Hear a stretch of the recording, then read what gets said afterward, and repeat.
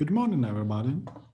Today we have AtCoder contest, which I suppose is a regular contest. But it's sponsored by some Japanese company, I believe. I'm not entirely sure how to pronounce it, so I'll just show you the screen. And if you know how to pronounce it, you know. If you don't, well, I think it's okay. I mean, obviously different languages have different pronunciations, rules, etc. It doesn't really matter. I mean, I suppose that some people can participate in this contest to get into this company or to get an interview, but we are here today just to solve interesting problems. I really enjoy solving AtCoder problems. I believe they are the most beautiful ones among all the problems that we solve. It doesn't mean that other platforms have like bad problems, but these are just very nice.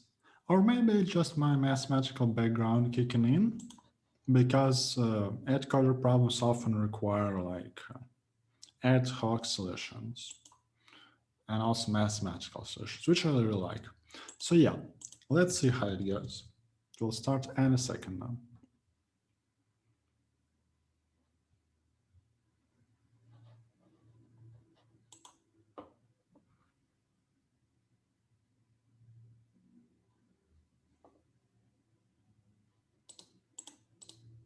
Let's immediately open these 5, also a submit tab.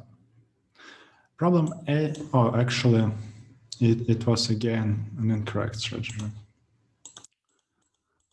Let's be smarter. Tasks for printing.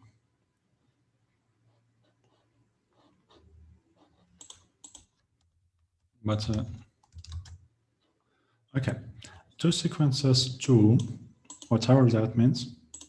So we have 2 number sequences A and B of equal lengths. Numbers are AI and BI. We want to make new sequence C of the exact same length. For each index n, Cn is the nth number of C. Okay, maximum value of AI bj such that AI and says I and j are at most 10. Okay, so we take like, what is the maximum on the prefix of A? It's maximum of prefix B, and we, okay, I mean,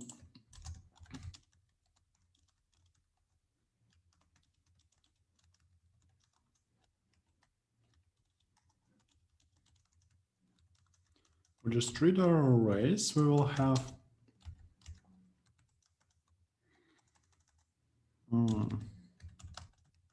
max prefix on A, max prefix on B.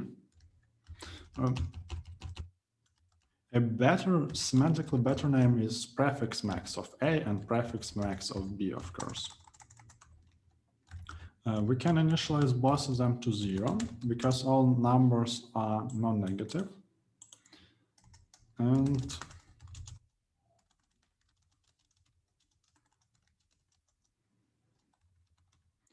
prefix, you see, we're interested in max product. Max product for positive numbers is like independent over A and B. So prefix max of A gets a max relaxated with AI. Same thing goes for this guy over here. And what we want to output is prefix max of A. We want to convert it actually to like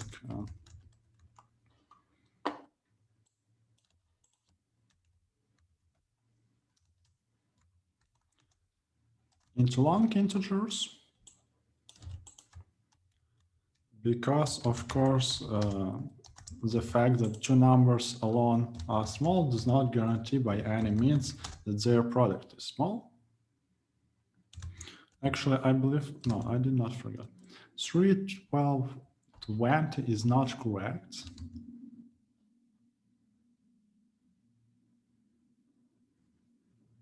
Interesting.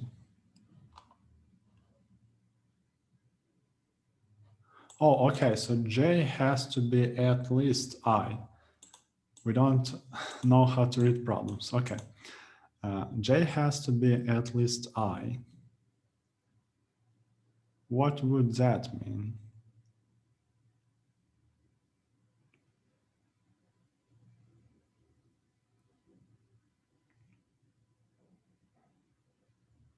We kind of want to forget everything on the that was before, like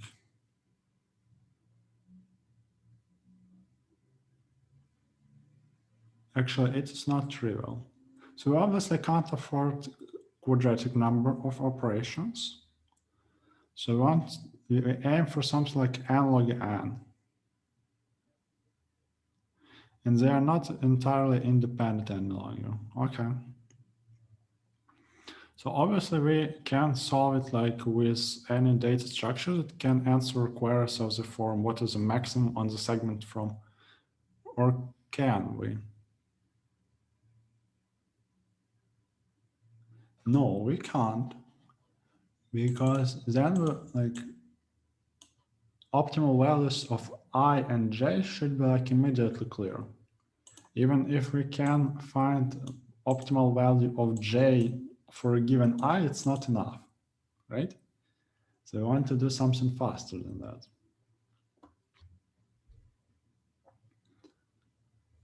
What would be a possible option?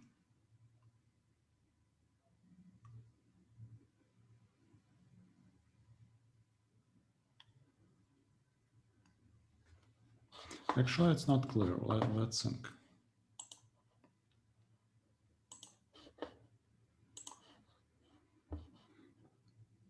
So we have like 3, 2, 20, 1, 1, 4, 1.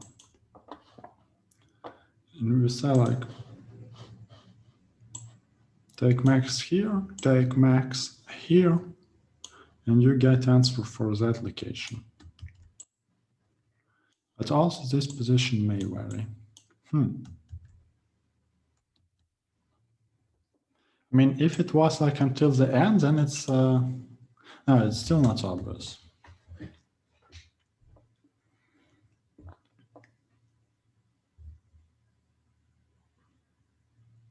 So what are our problems? Like, we can't always switch to a bigger value of A because it may cut off some value of B. It's an interesting observation. Let's make use of it. So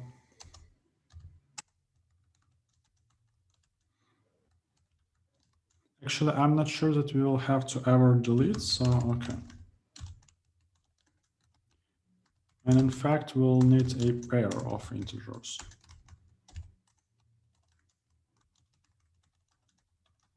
So I want to store, or do we need a pair of integers?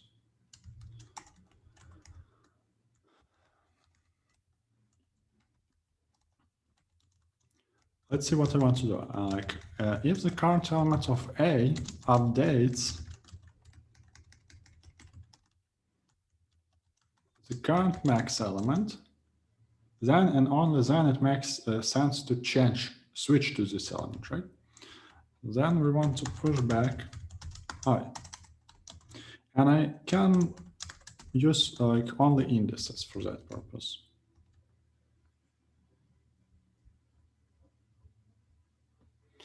And we can do more or less the same thing for B, right? If current value updates previous max value, then we can just update, right? So what do we have so far?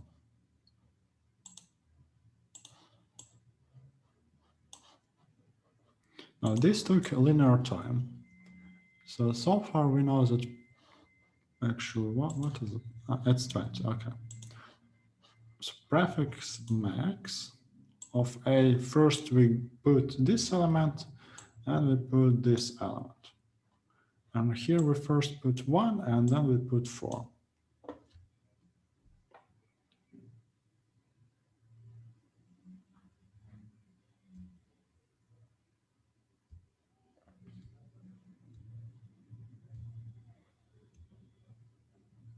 There's one slight issue that I don't like.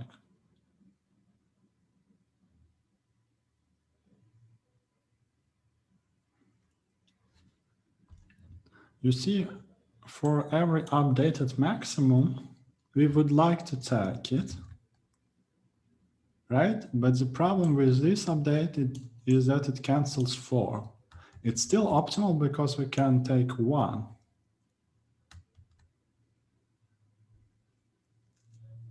But it's sort of not clear, like, how do we ever quickly get that answer? There's no way we can get quickly.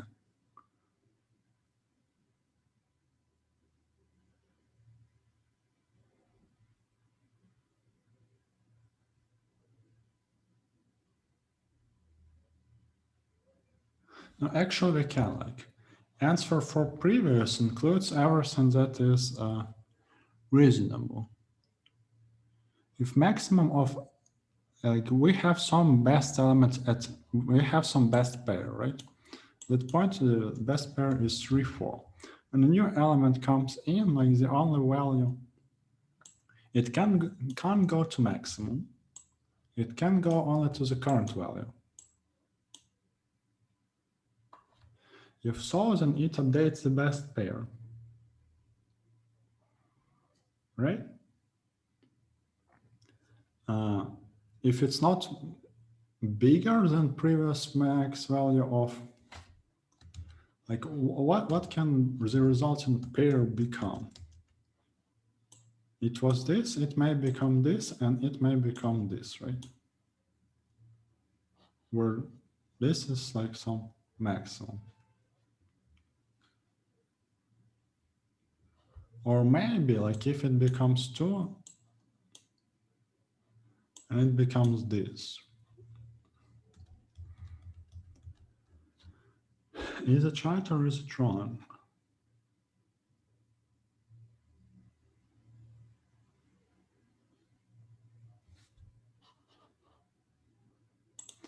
I'm not sure that we need these guys, to be honest.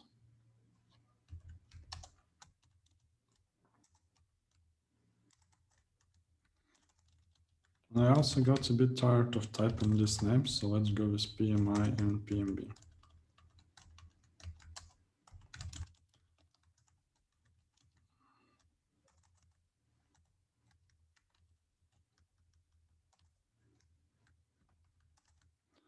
So we would like to update them.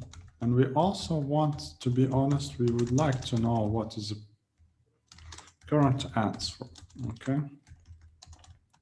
So here we are, but this is not int. And I also don't want to write 64T all the time below. Let's do something like this.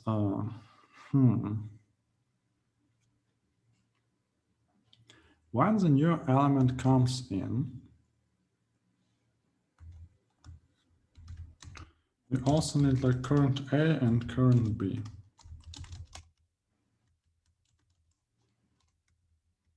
So maximum got updated. Current A and current B are the indices of current pair that produces max product. What can update max pair?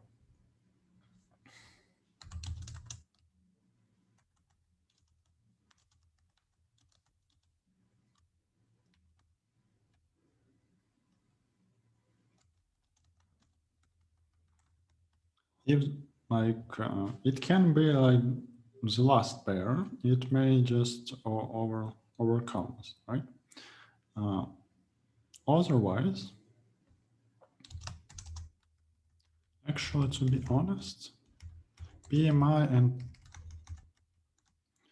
PMB are current maximum indices, and these are also indices. So let's do it like this. So if AI is greater than PMI, then PMAI should get I. But it's an index, so we compare like this. If BI is greater than PMBI, PMBI should get I. So now the indices of max elements. last element of B can be paired like with anything. If last pair exceeds the current C, and of course we have to output. Actually, we want to do it like this.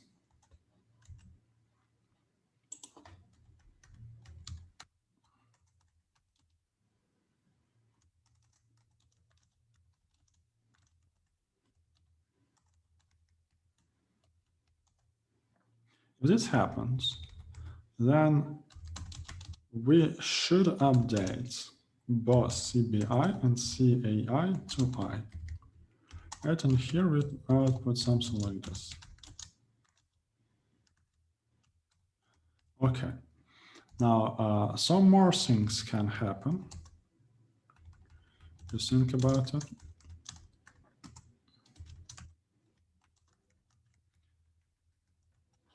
It may happen that current A element can be only used with last B element, right?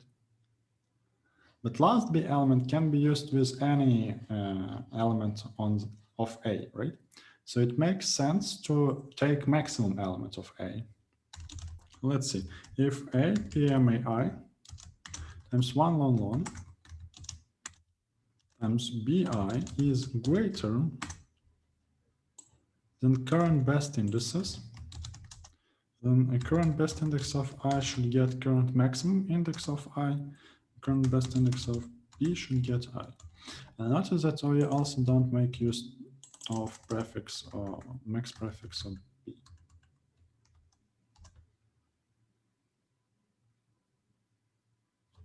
Three, 12, 20 is the correct answer.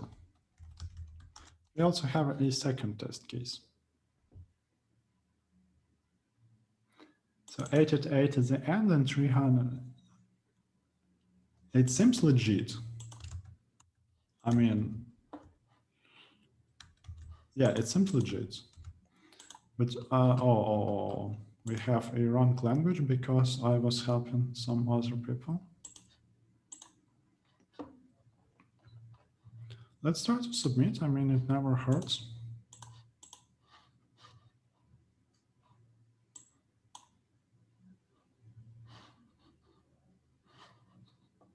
I mean, it may hurt, but it does not in this particular case. Actually, I should not close submit. I want to clear this mess. Okay. We have max boxes. Max is minimum excludent. So it's interesting if it has anything to do. Yes, it has. Okay. We have n balls. Each has an integer. The number of balls are a1 to an. We want to put them into k boxes. Every ball must be in some box, but there may be boxes with 0 or multiple balls.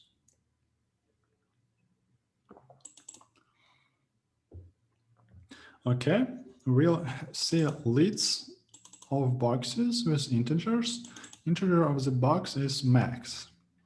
So minimum non-negative integers that is not present in this box. Okay. Want to find maximum possible sum of integers.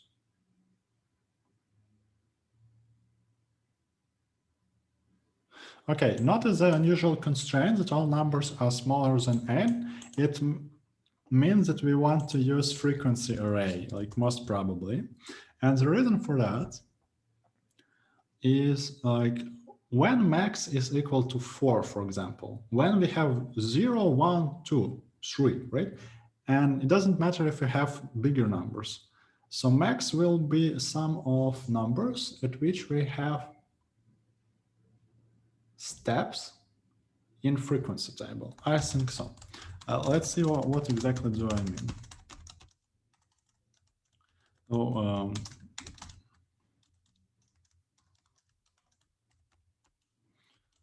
but we also have at most k boxes. Let me think if it makes any difference. Because jumping straight to the solution may lead to bad consequences, as we just seen. So k boxes, I obviously want to fill max boxes first.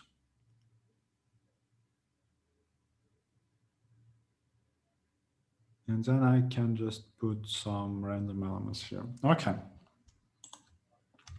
So we have all numbers are not greater than n.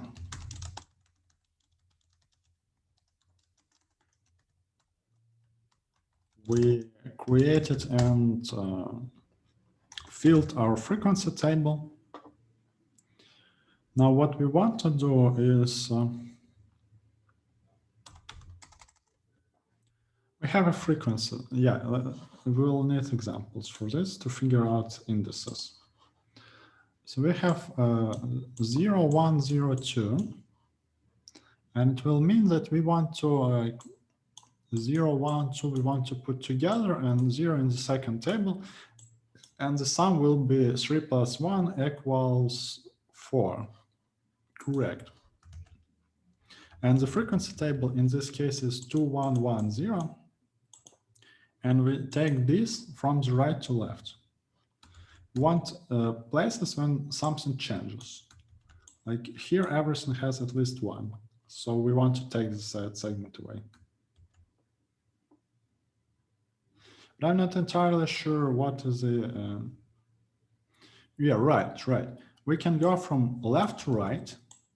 Each time we encounter, each time we update the minimum, we push it along. So at the end, we'll have indices of the elements when this is not correct index, when something decreases. And then we go for these elements, and we also maintain by how much it decreases. So here we have 0, 1, 2, 1. And then we go through this in reverse order, so sort of stack all of these numbers. Okay. Let's do exactly that.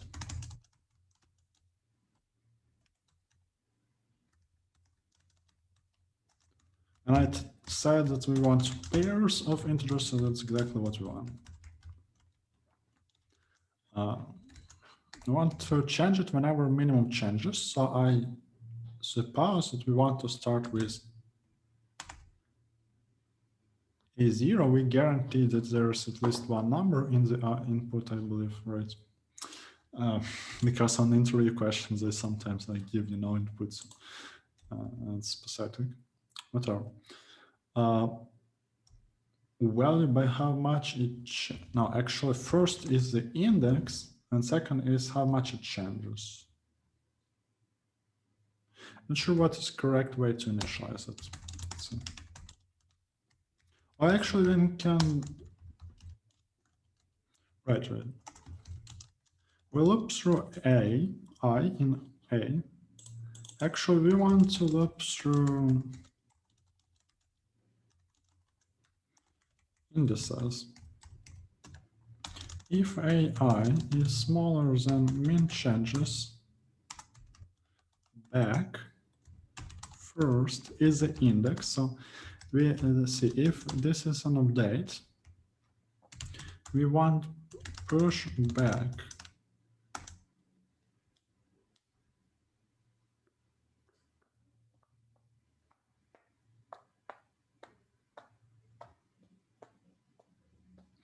we want to push back, but not to A, but to min changes. We want not to push, but to in place. And what do we want? Actually, we don't need second argument, I believe. We can deal with one. Right. Then we can push back simply that index. And I'll show what I want to do in the moment. So we have int64t answer. I believe answer can be quadratic. So that's why we have to be a little bit careful on that side.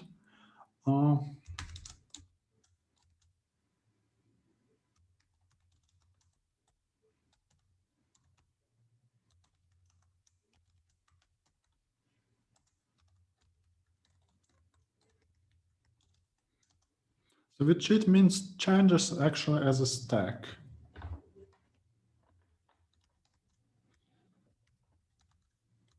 Maybe it's a good idea to treat it as a stack actually.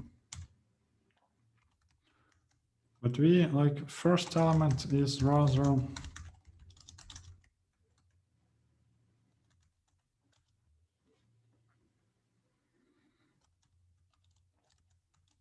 First element is like built in there, it's always there, so we want like size to be strictly greater than 1.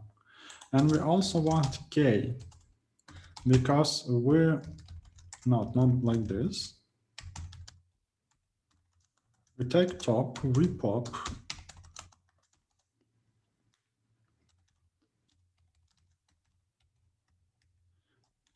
then what is like the next value? I mean, changes.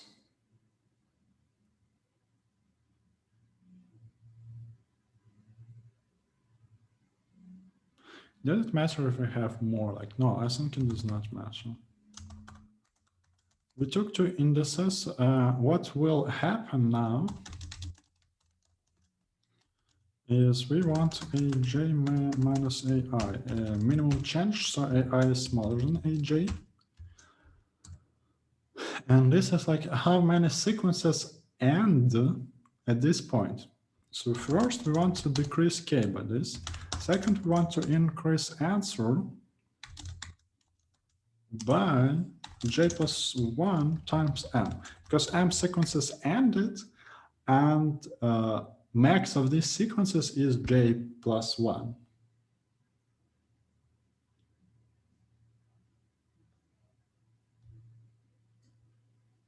And actually now I started thinking. Like 0 is also a valid sequence. Wait. Hmm.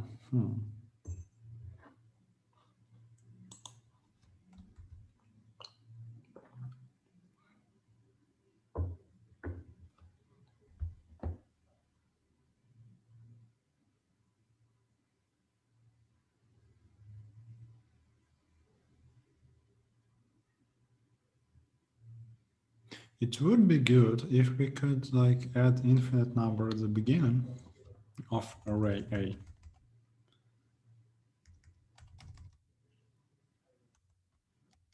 Actually, what if we try just that?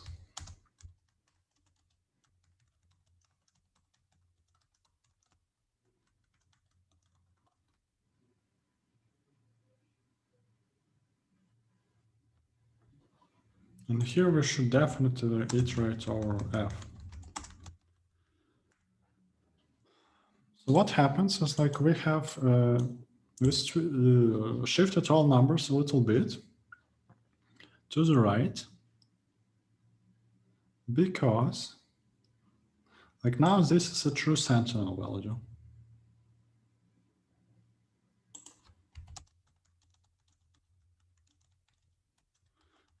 The only difference is that now we don't want to do this. Here, of course, we're interested in f.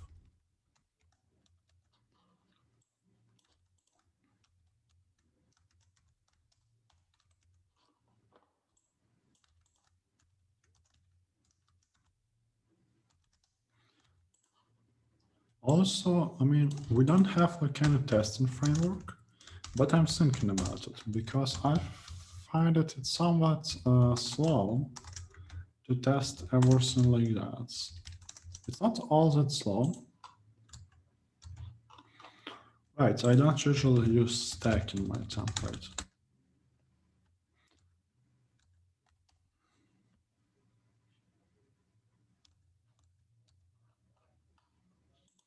That's strange.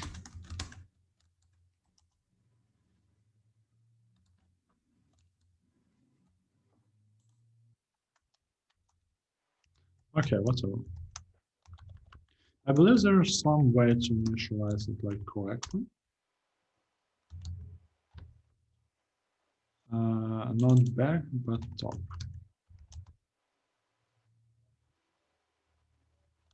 No, the supposed answer was 4. And we also need something for debugging. I'll think about it after the contest ends.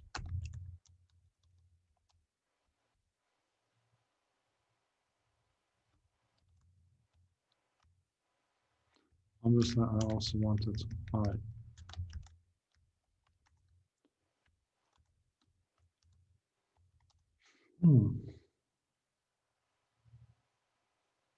So at first we have I equals to 4, which is completely reasonable because true state after we added sentinel is plus infinity to 1, 1, 0. So actually, we'll have the values like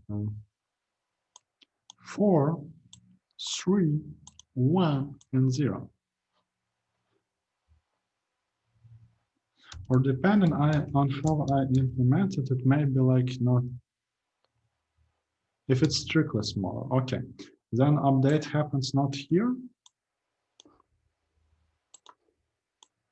First happens here, second happens here, and instead of 4, we have 3. Instead of 3, we have 2. Whatever. So 4, 2, 2, 1 is completely reasonable. Difference is 1 in both cases, but then we somehow ignore this part.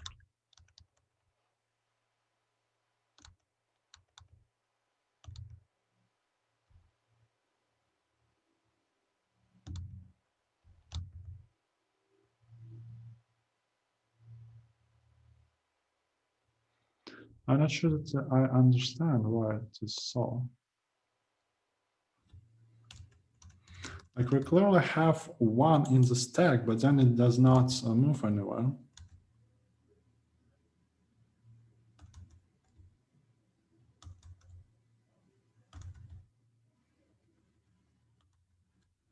Is it because we ran out of boxes or what? Why is it so? We have m equals 1, this is correct. Like here, a change of 1 happens. No, it should be I, right? I should just add whatever is bigger.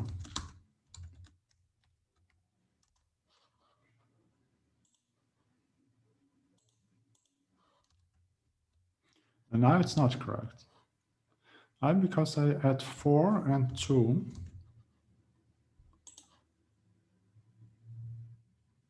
And these are somehow not correct indices.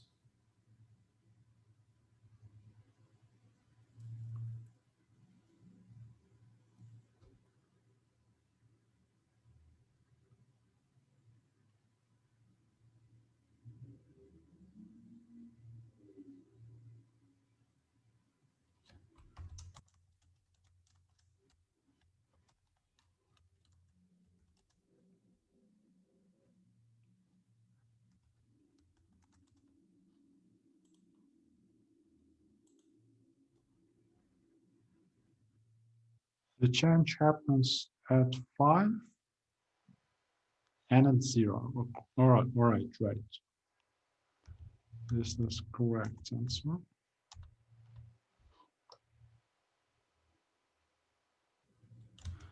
Right, I think this is correct. But I don't want to risk it, so. Will it work just fine if we do it like this? Should be 4 again and should be 11 next time. Are we as? Yeah, I think we are okay.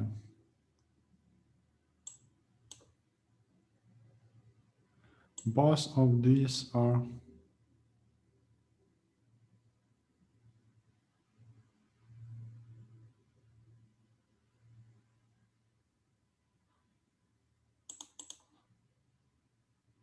Frequencies have decreased and it's.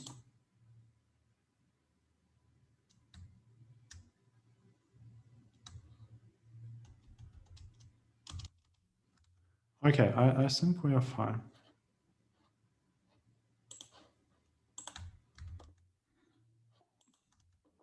It's a bit tricky with all these indices, but it should be fine. And we are kind of accurate.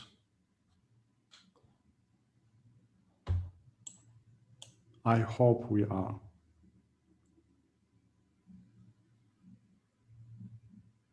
So far, so good, I think. Good. Then I closed it again. It's just like a habit because usually I have like a specific task opened and I close it whenever I solve it. Okay. Problem C, we have a robot on a grid of 8 rows and W columns of squares. Okay.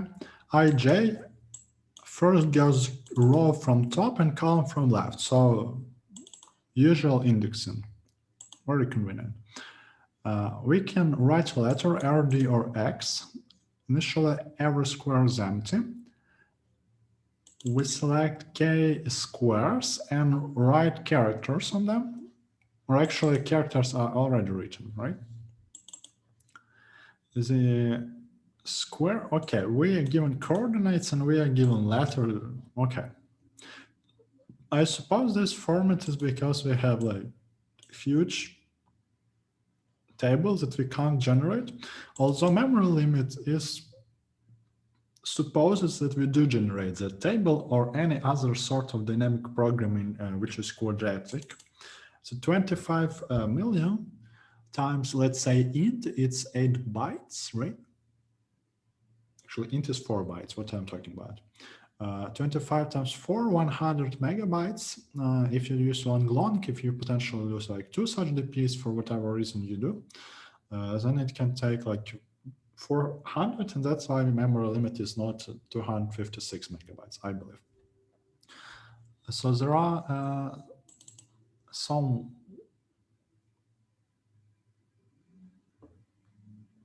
okay, so we can fill in all the remaining cells with all possible combinations of letters. It makes total sense, perfect sense that we have like that number of ways to write letters. It's a product rule. I want to compute it some modular. I don't think it's FFT. I think it's just to hide the solution, like not to make it obvious whether it's FFT or not.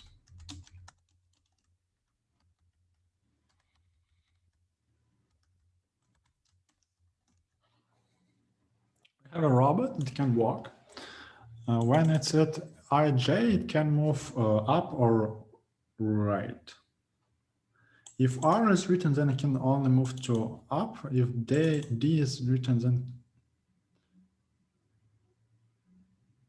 he can move right or down. Good, good.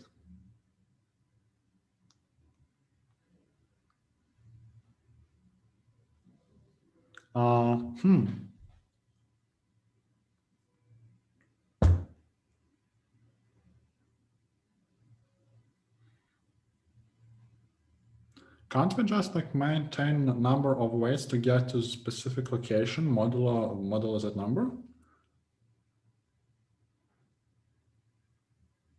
And number of ways includes number of like this letter placements. And whenever like when there is letters and there's only one DP transition. When we don't have letters, then we can have whatever we want. And we will have 4 choices available. If we place R, we have 1 choice. If we place D, we have another choice. If we place X, we have both choices.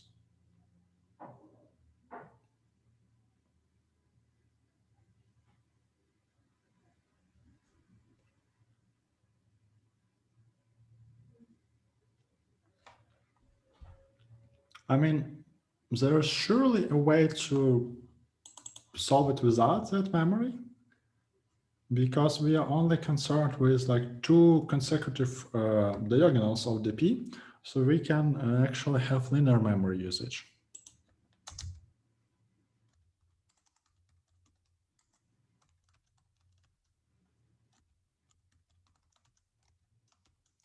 But I think we'll have vectors of in, because I'm just lazy to implement the diagonal DP. It's not very convenient, to be honest.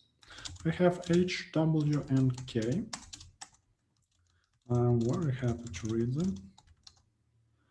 And we have HWK a couple of times.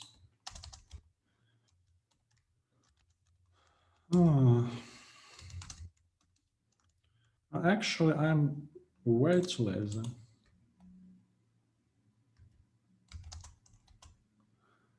Let me think. I would love to have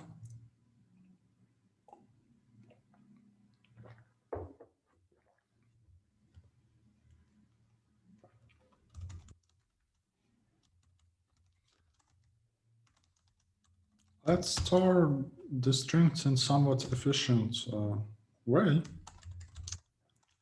We have a horizontal number of rows, right? Then we have string of size v and then like an empty space. Then we read queries.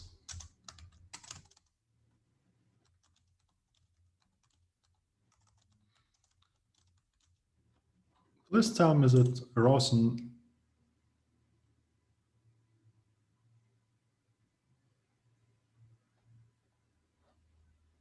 no, okay.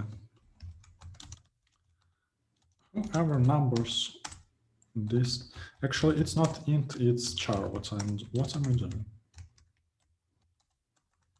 We want to decrement this so that they go perfectly into our board. We can do like this.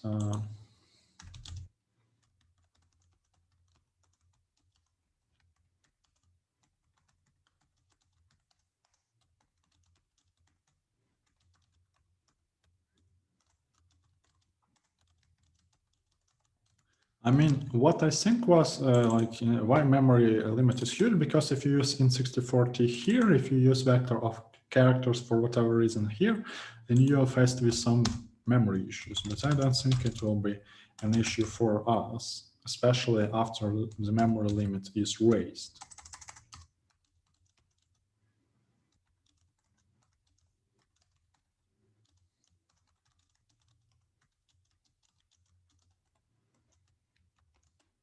I mean, raised from the usual memory.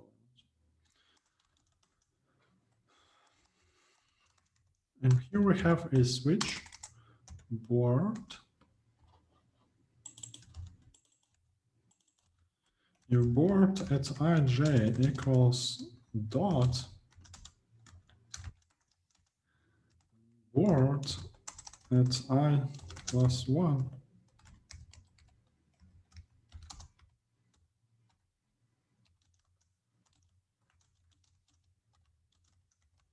You know, because we don't want to run into any sort of issues with access outside of the boundaries of the array, especially with 2D arrays, because we may accidentally change like next column, wherever it is.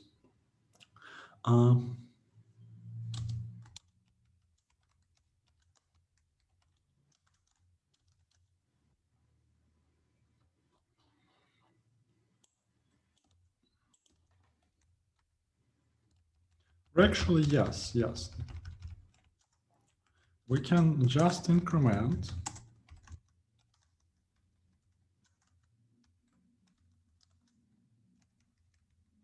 Oh, we'll do that soon.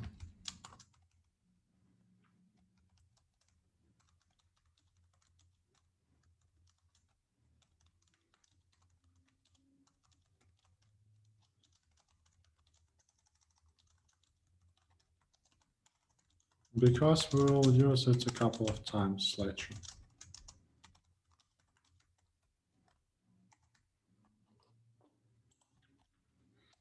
Okay. We also want to go to the next column, if it exists, and add this value.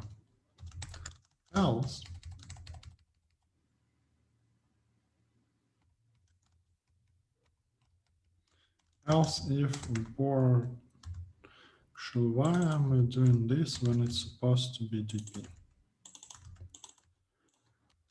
Okay, never mind. It's okay, it happens.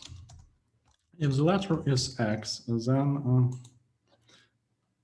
actually here we wanted to do it twice. For X, for Y, for done. For X, for right.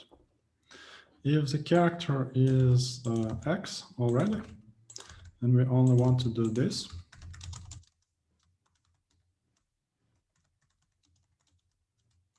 the character is R already, then we want to do only this,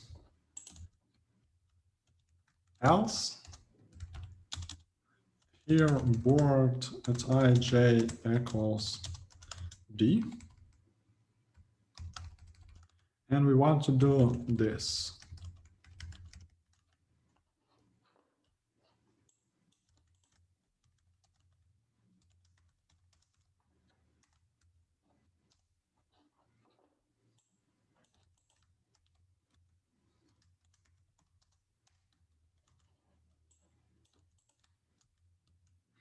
That's interesting.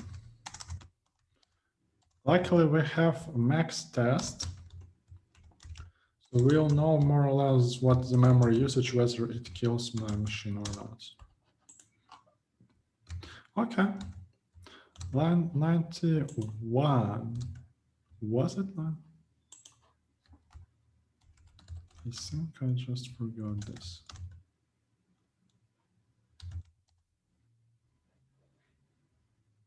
Right, 3 is not a correct answer.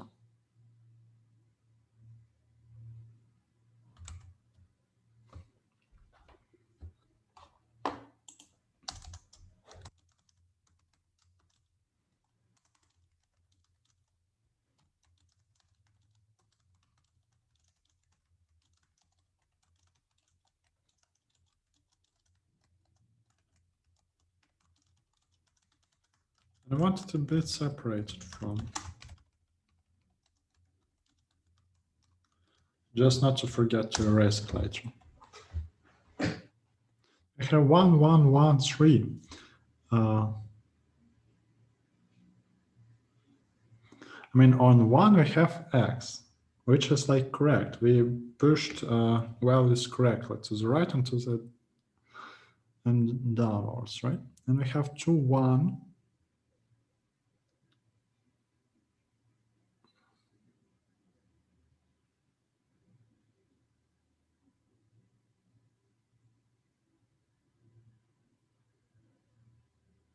Wait. No, I was doing it wrong. I did not think again.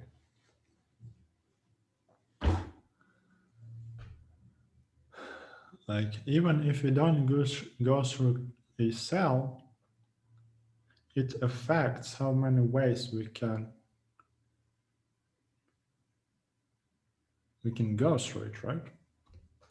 I mean, if we don't go through cell, like the placement of numbers in different cells, like kind of work together.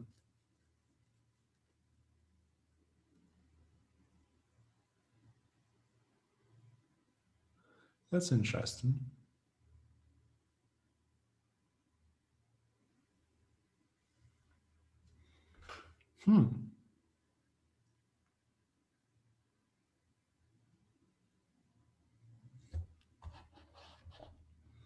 So let's draw and think for a little bit longer. We have X here, then row column, right? So we have R here and R here. I don't exactly care about that, but it's okay. Like currently, we have one path that starts here, right?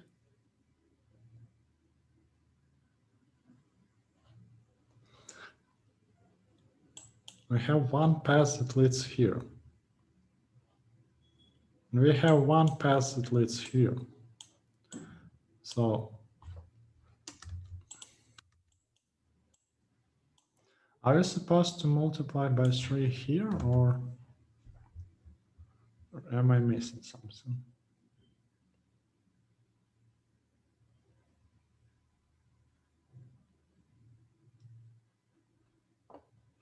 What happens next is that says like I got +1 pass for you. We say like we have 1 pass for X. We have 1 pass for Don. But in fact, like this pass should be counted no matter what. Even if we place R here, this pass should be counted.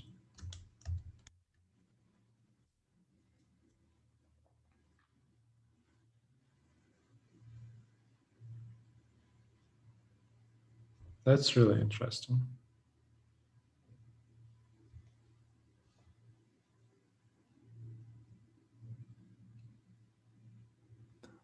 I may just have a solution for that. Or do I? No, no.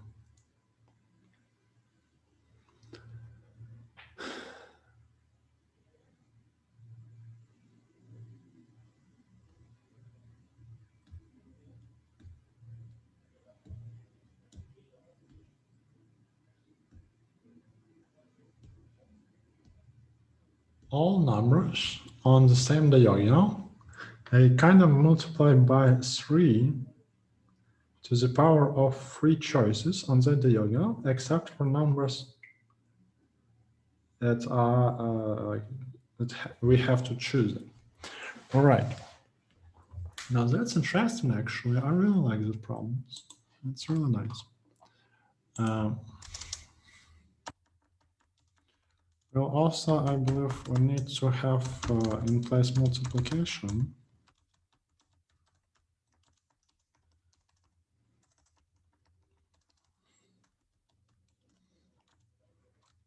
Oh, this needs not being. Okay.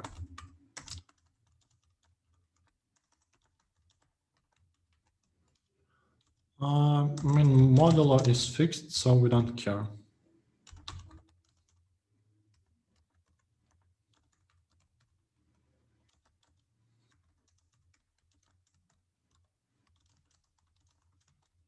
I should definitely add this to my template because it just not the correct way to do things, you know.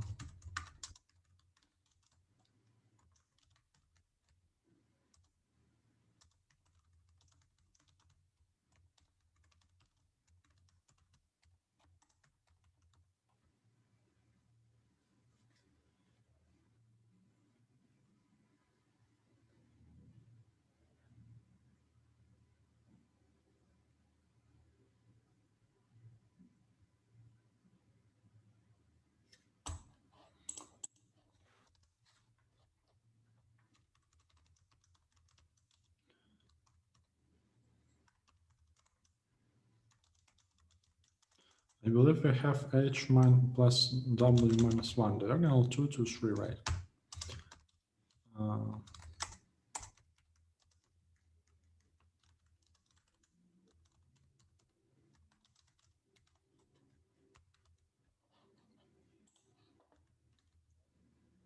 Isn't it too much?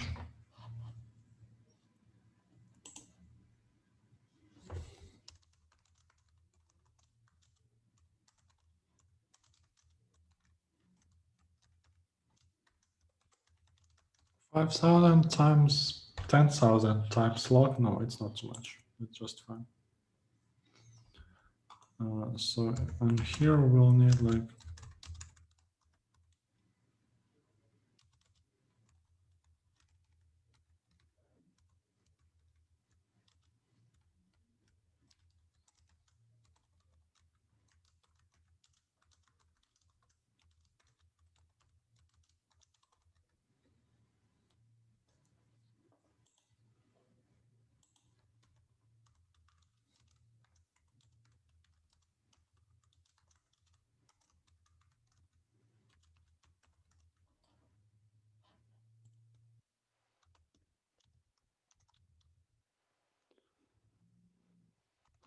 So effectively, I would like to get myself a power of diagonal of 3 to diagonal.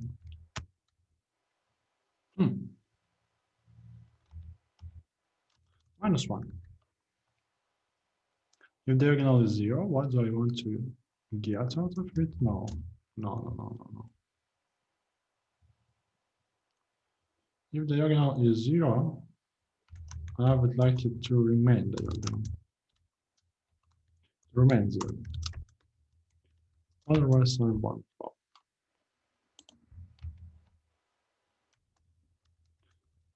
I don't know whether it will create any conflicts. So, what happens here? Before we do anything with the current cell, if it's free, actually,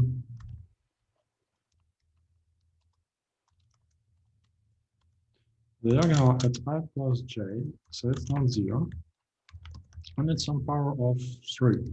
Right? So we would like to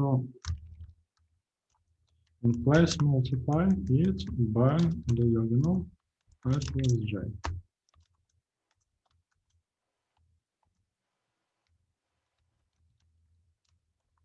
which contains like 1 less power than we need.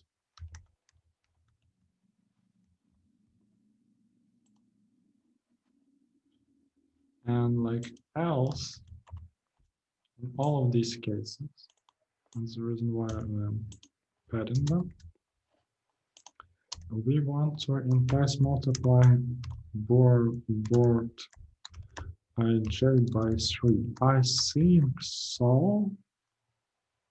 I'm not exactly sure.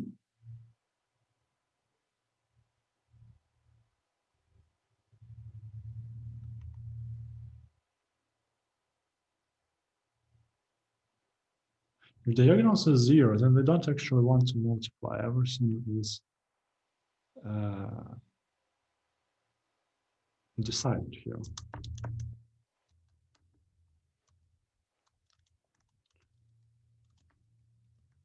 Diagonals is 1, and we don't multiply anything too much.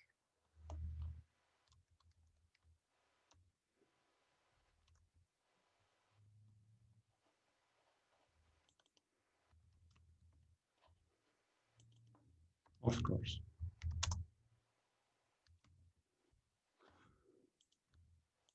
Of course.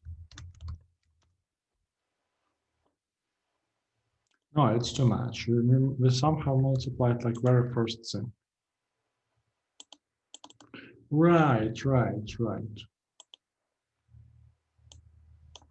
This is, we are counting not the correct thing.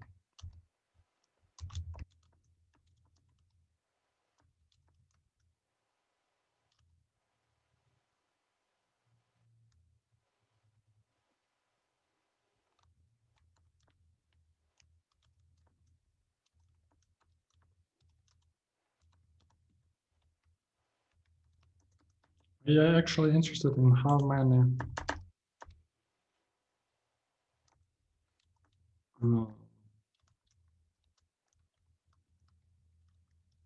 numbers are missing.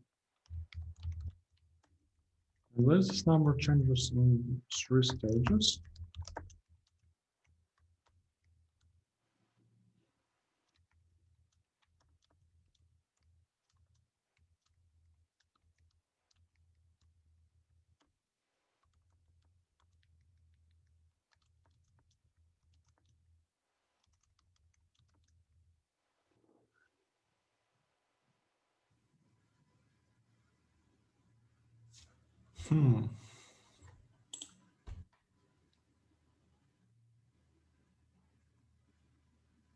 Like indices are 1 off, and I don't like that. Correct thing would be to have I minus 1 here and I here.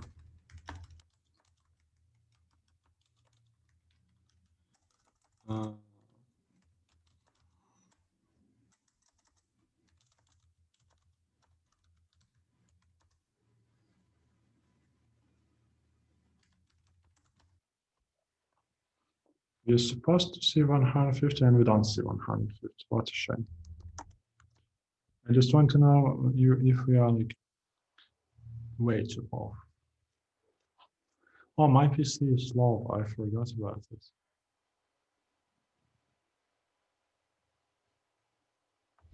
Oh, I forgot that I am printing deeply. Actually, I mean, it does not work on the second case, so we should investigate that issue first. I hope I'm not missing like what is the idea.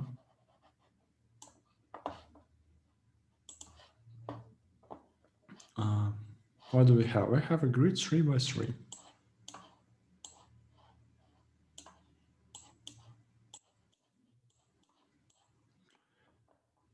2, 3 we have down.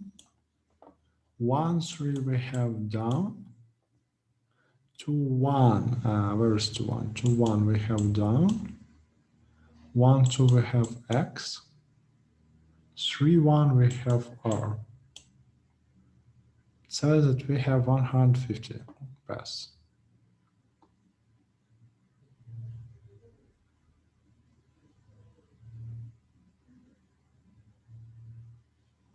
I don't understand exactly why the first number is 1.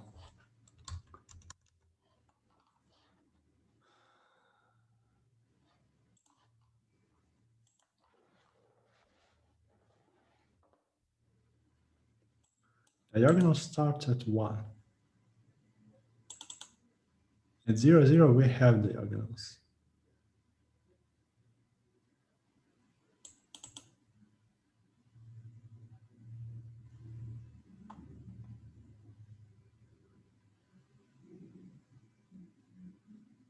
Is it actually correct? It should be, it should be correct, okay. Like we have different ways to fill it in, but after we fill it like with R, then we have one pass here. Fill, yes, okay, so far so good. Then we have 2, 2, because that's what got to that part, right? And they don't multiply by anything because diagonals is 0.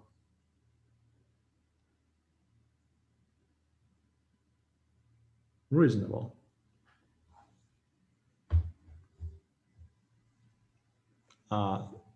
Then we say like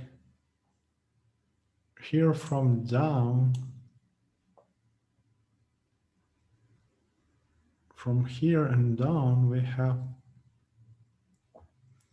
6 ways because this cell can be selected like in 3 different ways, none of which affect this path. So we did have 6. Here we have 6 because of the same reason. And here we have 2.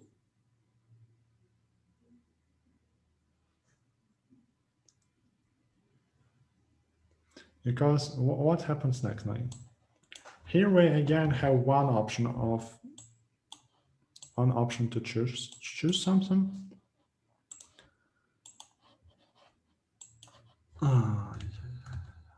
Okay. And here we have 2. Right? Okay.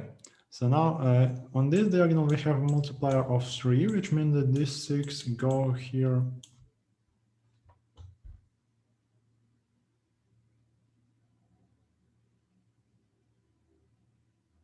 in 18 different ways, or what?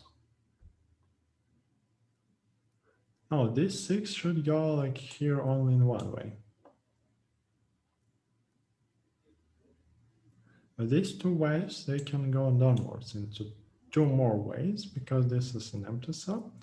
So here we get 4, but here we somehow end up with 30. 30 happens because like number of ways to get there does not depend on this. The actual number of ways to get there also does not depend on the choice of that letter. Or no, okay, I'm correct. We have 18 and this 2 goes to 4 and which then goes to 12. That's correct. We indeed have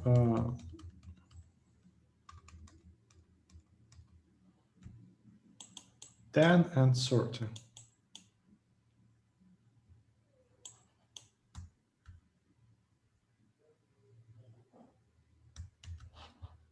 Okay, I think I got it.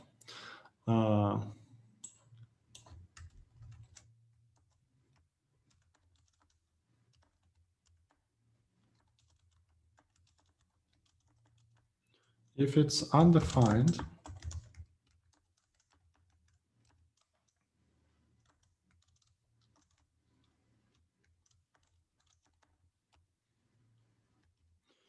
then we actually want to increment once more. Because we don't like use this thing anywhere else.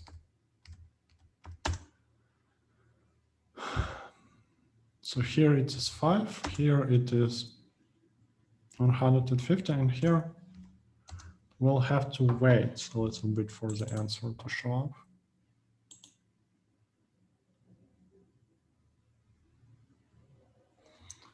Damn, I need a better PC for running things like this. It's a correct answer. I mean, what are the chances that we answer correctly, like random query with 5,000 rows and columns? I seriously doubt it. The only issue I can see is that if we somehow mess up with long numbers, but I hope it will be fine.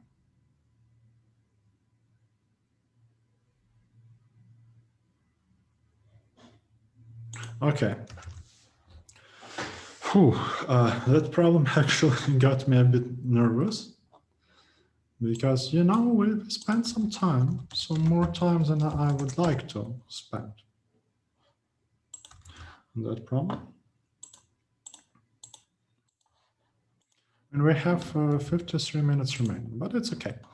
Actually, I believe like we never solved the problem of 700 difficulty before. We solved 3 problems of 600, so we should be on track to at least try both problems. So we'll read both D and E because they have the same points. I immediately don't like this, but whatever. I like this more, but let's, what I don't. I don't like the very low constraint because I usually mean like exponential solutions. Okay, it's okay. We have a positive integer. We have a competition of 2 teams, each with quite a few players. However, I mean, we have up to 128 players. Okay. Players are numbered 1 through 2 to the power of n. A coach can separate players into teams A and B, each with n, make them play against each other. Once you do this operation 1 or more times, then both of the following conditions are satisfied. There exists an integer n such that for every pair of players, player I and player J play it in the same team exactly n times, player I and player J play it in the different teams exactly n times. We can prove the existence of operations among the sequence, present one sequence with minimum possible number of operations. We are supposed to print A or B. Oh, okay, so it's a math problem. Perfect. We should copy actually. That is not a sample I would like to see. But you know, maybe this is really important. Like we have only one input, potentially because giving away any other input leads to the solution. So we definitely should investigate case.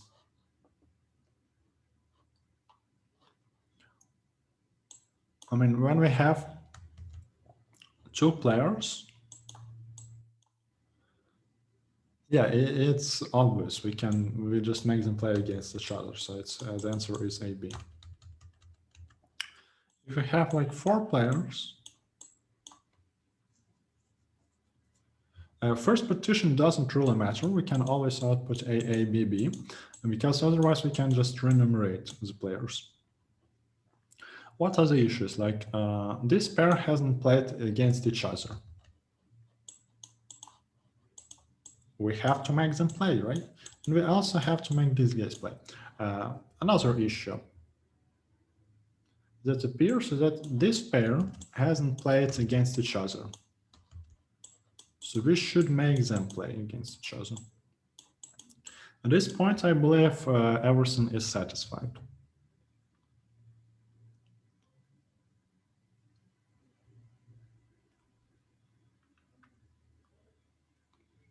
Actually, how many?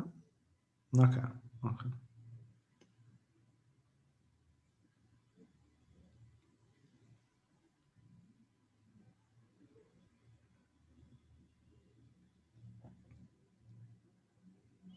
Is there any kind of pattern that we can use for to our advantage? And this leads to somewhat misrun pattern, I believe. Like this structure of diagonal, it's not what we're looking for. Let's check that it is actually correct. Like 1 and 2 played on the same team exactly once. 1 and 3, 1 and 4 played on the same team exactly once. 2 and 3 played on the same. Yes, everyone played on the same team. Every pair of players played on the same team exactly once. And every pair of players played on different teams exactly twice. 1 and 2 twice, 1 and 3 twice, 1 and 4 twice, 2 and 3 twice, 2 and 4 twice, 3 and 4 twice. Okay. So we need more players. Player 1, player 2, not that many. Player, yeah, around so should be fine. So again, we agreed that first partition does not really matter because we can output A, B, B, B, B, B. I hope I pronounced those letters correct number of times, but it's whatever.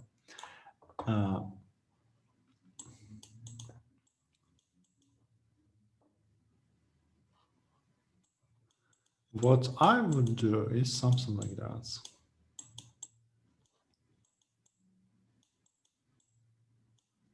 I believe it's possible to do in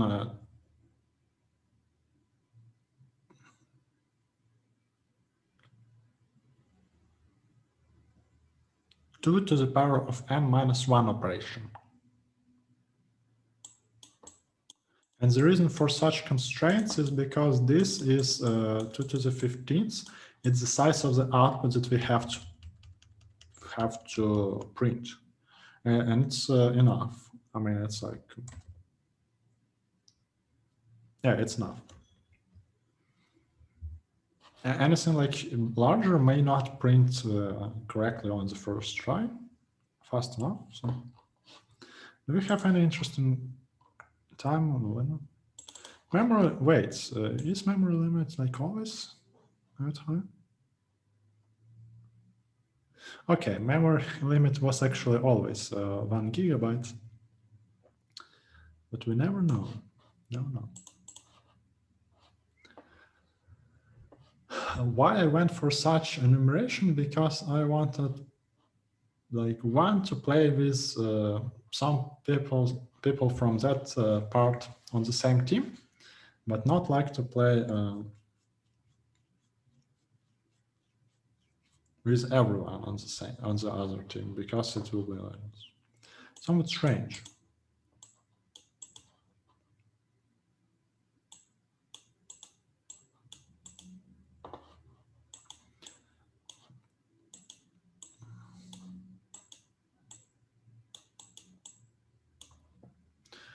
Now there's an issue. Like, while we were doing these equalizers,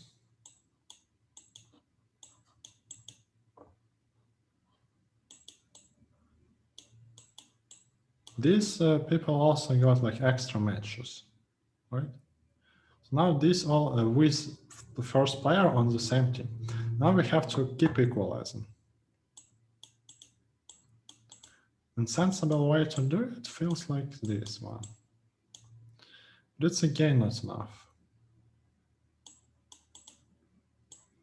We want some more. And we can't have more, unfortunately. Yeah, that was a mistake. Was it a mistake though?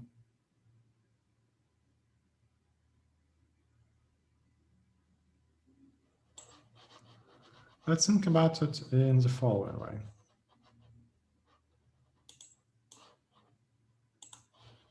Every time we play, we create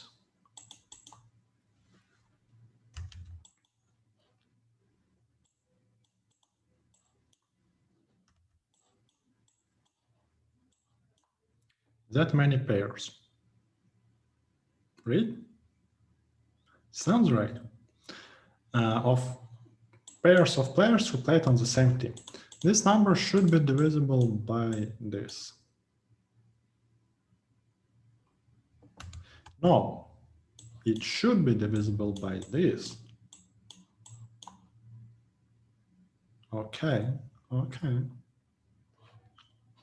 What is this number? This number is this. This number?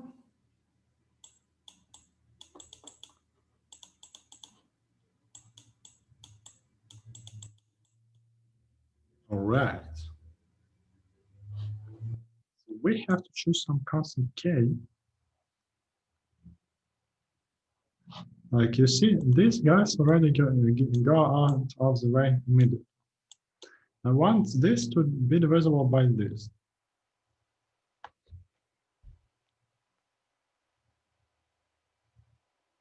Unfortunately, in some cases, it may happen when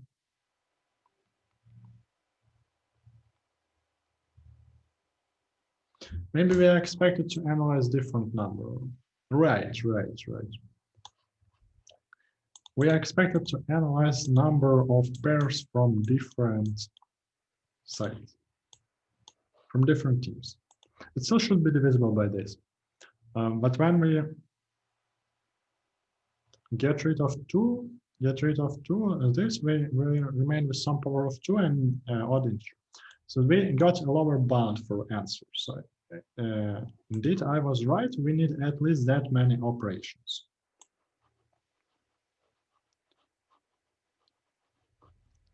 I'm not entirely sure that we can always achieve it, but I almost believe it. 95% that we can. So we read one integer. We can immediately output 1 to the power of n minus. Oh, actually, we can immediately output this number, right?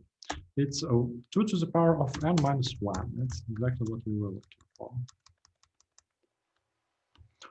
Then we'll need to output some strings. So here we are looking for at least 7 strings. If we have 7 strings,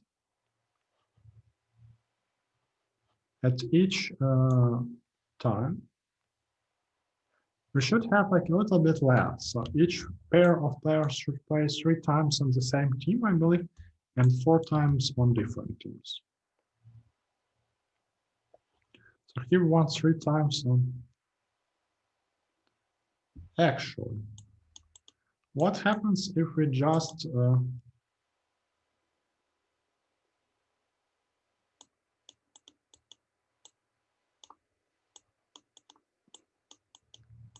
so I want A to always stay the same.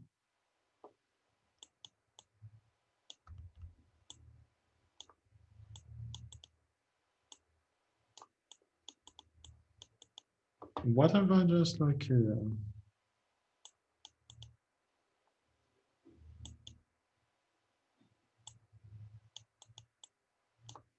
print us all possible things here? What? Does it work? What kind of joke is this?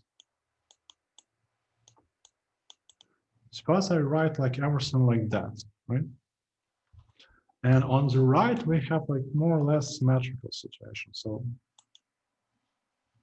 no, on the right, we can't have symmetrical situation because first have to Life is different, guys.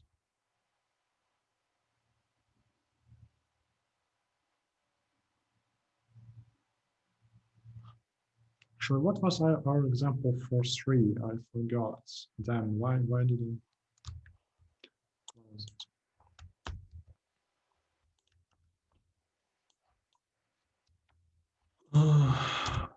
1, 2, 3, 4. Our example was A, B, B.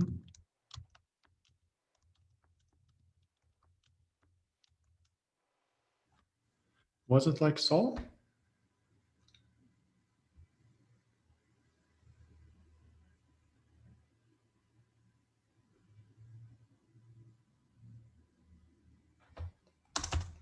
Yeah, I think it will be faster if I type examples instead of.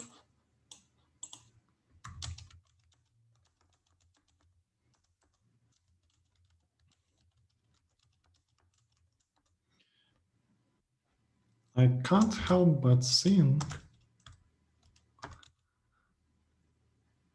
we want 2 to the power of n minus 1 string, right? Or match. We proved it's the least possible thing that can happen.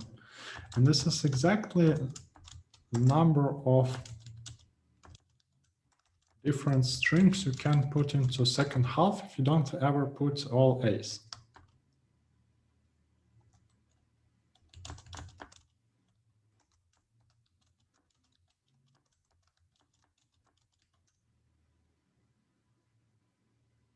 No, wait. No, I'm wrong.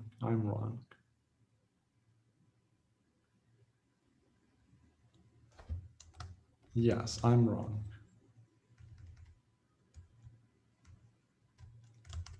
Your example was all but 1 and 1 but all.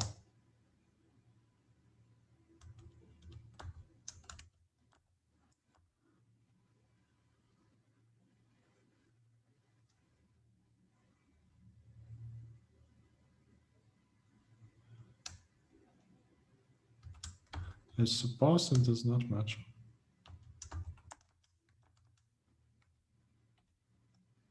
Oh, we need more A's. Why don't we always output like this? No, because then everyone will play.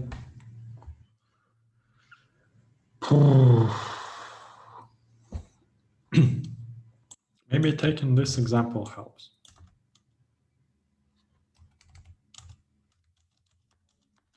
A, B, B, A, B, A, B, A, B, B, A, right? What can possibly go wrong? I mean, this part was intended to satisfy first half, right?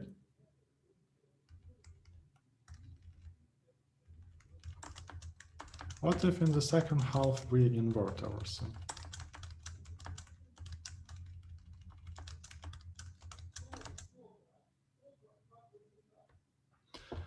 Let's take a random pair.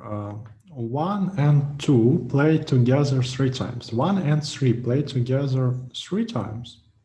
1 and 4 play together 3 times. And they should, because they are satisfied by the definition of our thing, by previous answer. Boom, boom, boom, boom, boom, boom, boom. 1 and 5 play together 3 times. This is the answer. This is the answer. Oh, although I will need to think a little bit how I'm going to implement it. Oh.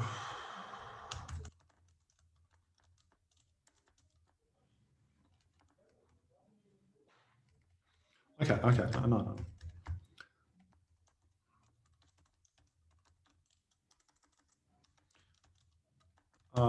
I don't care. No, size of S is chosen in this way to allow you copy strings.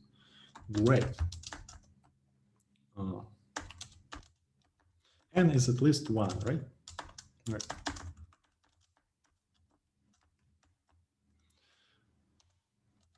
Actually, I know you don't have to, but I'll do this anyway.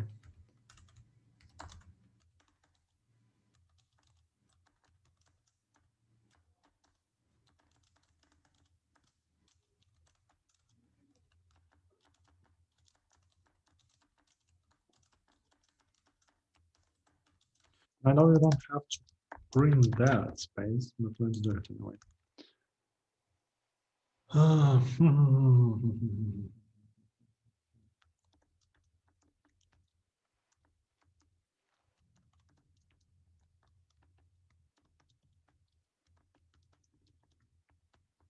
So we know the answers for previous part. What are we going to do is the following. We want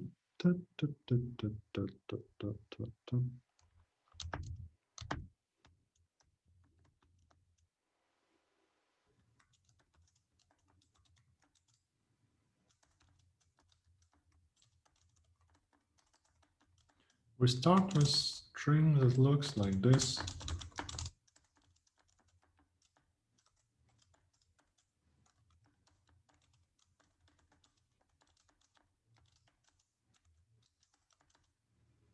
I should get rid of this template. It's almost never useful. But still.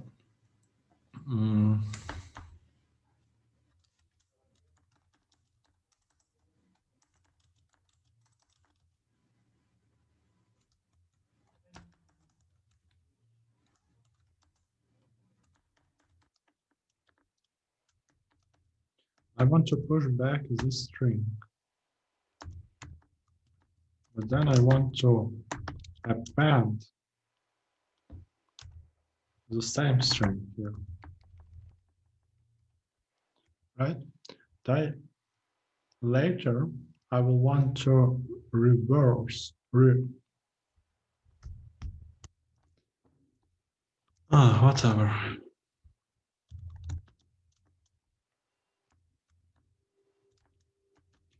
Invert.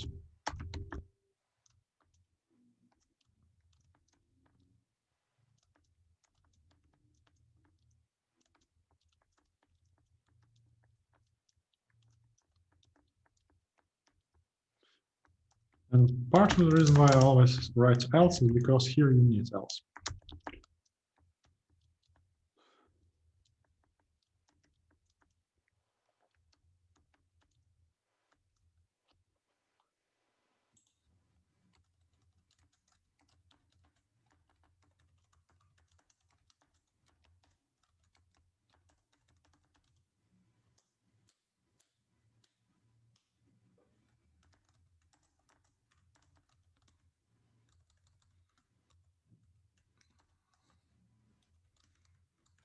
I mean, for problem D, input files are necessary. Reverse invert.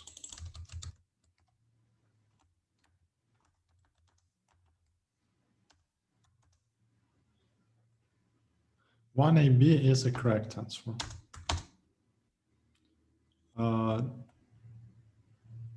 This is what I wanted to see, to be honest. Let's see. So first starts with AABB. AABB is an inverted string. I'm just interested how much time it takes for these strings to print. I think it was not long, to be honest. I mean, we even proven that we can't do in a smaller number of strings. Right? We should be fine unless I do something really stupid in invert.